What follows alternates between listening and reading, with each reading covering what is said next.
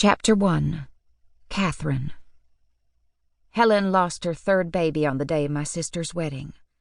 I tried to tell Melissa, told her Helen was too pregnant, the late April sky was too ripe, and most of all that getting married was a stupid idea anyway. She told me to stop being hateful and help her with her dress. Her dress? All this dirt and dead crops, and what she cared about was looking pretty for Henry. Sure enough, the sky turned black by mid-afternoon. But not from rain. It was never from rain anymore. The wedding party scattered before they so much as cut that ridiculous white cake.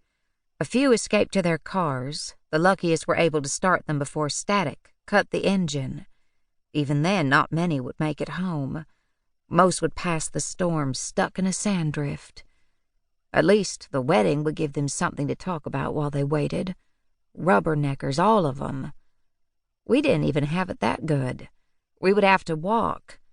Pa's truck hadn't started for weeks. Too much dust, or not enough gas, or both.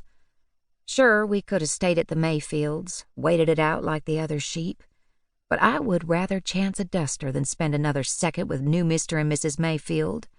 So I left. Pa and Helen followed. A cloud of earth swallowed me when I stepped out the front door. Melissa had tried to make her old pink dress look new for me, but the fabric was still thin. Nothing she could do about that.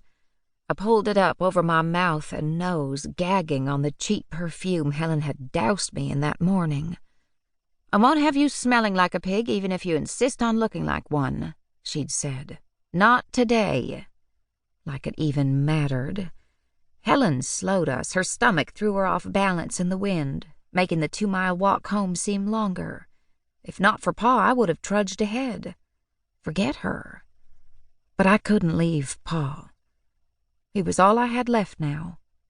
And since he insisted on helping his wife, I knew I had to be the one to count fence posts or we'd miss the house completely. House. We hadn't had a house since Ma died. Sometimes the blood won't come out, Pa said, even when you can't see it no more. But the dugout was good enough. Cool in the summer, warm in the winter, and at least it kept the wind out. "Get that sheet under the door." I did as I was told, eyes stinging, trying not to listen to Helen's moans and wheezes. Did you have to make all that noise? The whistling, the scratching, the rattling, I could take the storm, but this? It was her own fault for making us go to that circus wedding. A woman in her condition were in a no-fit state to be walking. Come to think of it, it was Melissa's fault, too, for having a wedding in the first place. Helen's voice desperate in the darkness. "James?" I felt around until I found the cabinet door, pulling a rumpled sheet from within. 2 steps over was the water bucket, then it was 11 steps back to the door. Listening to Pa fumble for the lantern, I punched at the wet sheet, willing it into the cracks. The sooner it was in there, the sooner I could plug my ears.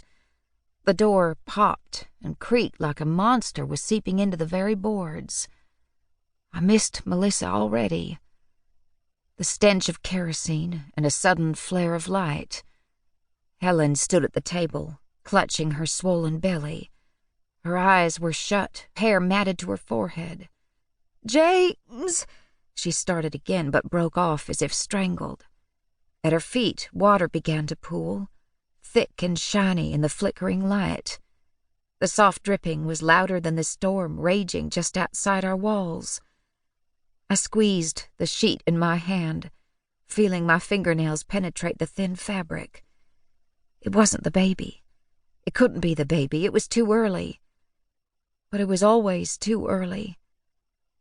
Dirt lay in the creases of Pa's face and coated his thinning hair. His eyes were red with grit. Yes, grit. There was no way he was crying. Helen just had an accident, that's all. She couldn't make it to the outhouse in all this dust. We stood silent, staring, unable or unwilling to accept the injustice of truth.